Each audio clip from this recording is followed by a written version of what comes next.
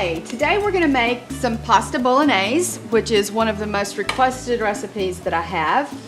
It comes from the Emilia-Romagna area of Italy, from Bologna, hence the name pasta bolognese.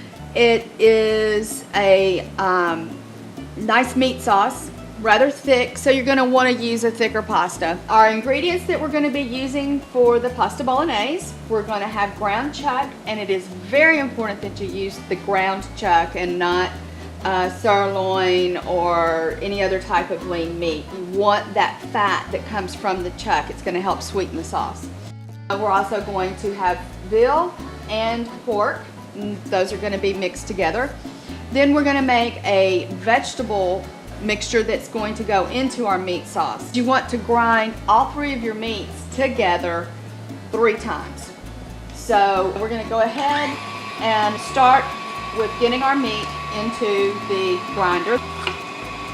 And one of the reasons that you're going to take 3 passes is to make sure that it does become one meat. This will make a difference in your sauce. It makes it a little bit sweeter.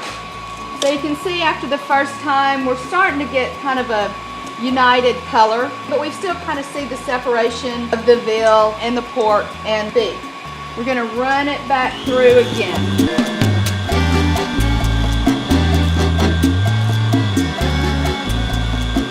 And you can see the meat's getting a little finer as it's coming out. You can see this is looking all one color. And you can see how the color is changing in the meat. Every time we pass it through, it gets a little lighter. So now that we run that through 3 times, what you're going to wind up with is a meat that's going to have a really more of a white consistency versus having any kind of red in it or pink. Just kind of all one color and pretty much like mush. So, let's take that one more time. As you know, I love to play with my food. So you want to get your fingers in there, get nice and dirty. Don't be afraid to get into the food itself. So we're going to set this here. For our vegetable mixture, we're going to need to grind our bacon. So now we're just going to run that on through here. The bolognese sauce is meant to be very fine. You don't want chunks of bacon and you don't want chunks of vegetables that are identifiable. Now the bacon you've only got to pass through 1 time. No need to pass it through more than once because you're not blending and combining meats.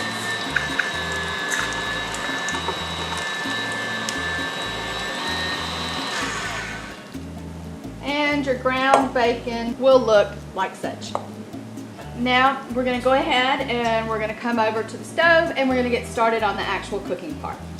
So take about 6 tablespoons of butter and melt that kind of on the high end side. We're going to later simmer it for a while we do the meat portion of our sauce. So first thing we're going to do as we're melting our butter, we're going to add the ground beef.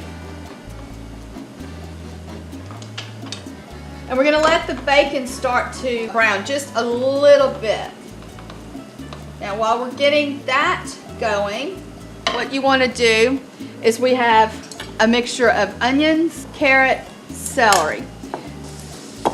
Now as it takes a little bit longer for the onion to cook, after the bacon starts browning just a slight bit, then we're going to take the onion, add the onion in there, get that thoroughly mixed into the bacon. And your bacon's going to gradually start to take on a pink color. You just need to let that go for about a minute.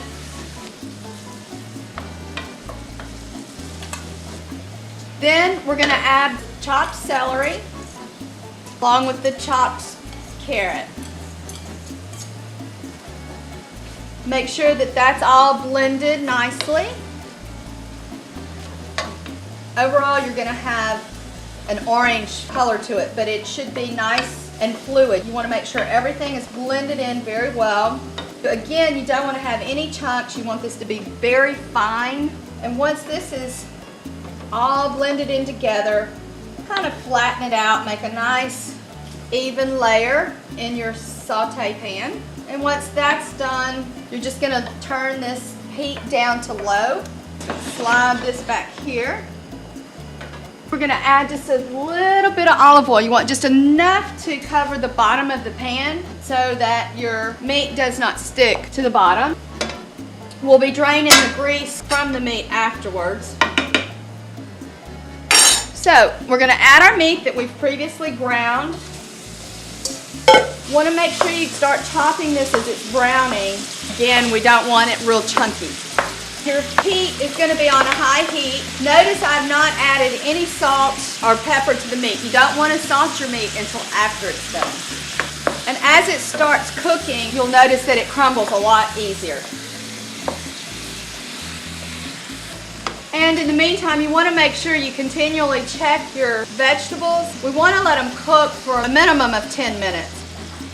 Once the red is gone, you want to drain it with a big colander, line it with paper towels.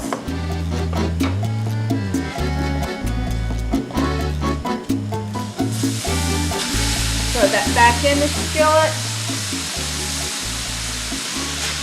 Chop it just a little bit more, let that get nice and hot. Then we're going to take our wine, pour that in the meat. You want to stir the meat around. So we just want the essence of the wine. We don't want to actually taste the wine. So we're going to cook the wine off of the meat. And this will take about 2 minutes. So now our wine has cooked off. And we're going to take our tomato paste. And we're going to add that first to ensure that the tomato paste goes ahead and has the opportunity to completely mix with the meat and melt. So I just kind of press that down into the meat and it starts getting a little bit of a red color to it. Once that has been blended into the meat mixture, we're going to take our beef broth. Make sure that it is one that is low sodium, good quality meat broth. Now, for the oregano, I just cover the pan to where I've got a nice layer over the top. After every ingredient, you want to make sure that you're blending into the sauce. Then, the key ingredient here, whole nutmeg. We're just going to dust the top of it very lightly, and you just grate that into the sauce, 1/8 of a teaspoon. But this nutmeg makes the sauce. Okay, so we're going to blend that in, and finally, last but not least, we're going to add some salt. You want to try to use the kosher salt because it takes that metal taste. A little bit of ground pepper. And now, nice and soft. That's exactly where you want this to be. We're going to incorporate that now into our sauce. Okay. Now we want to make sure that this is blended into the meat. Turn your heat now. Turn that down to a nice medium-low. Cook for 45 minutes.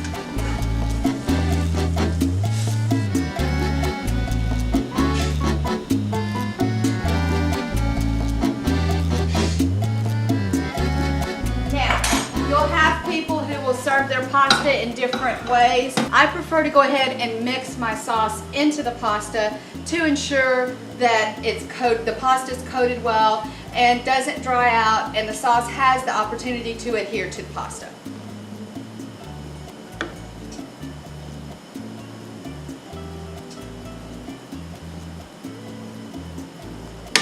So I'll go ahead, mix my pasta together, and you want to take and just kind of grab from underneath and shake it, and then that lets the pasta sauce go ahead blend into the pasta without having it go all over the place. I usually take just a couple of dabs, throw it on the top, and once I've done that, here you have your pasta bolognese. Buon appetito!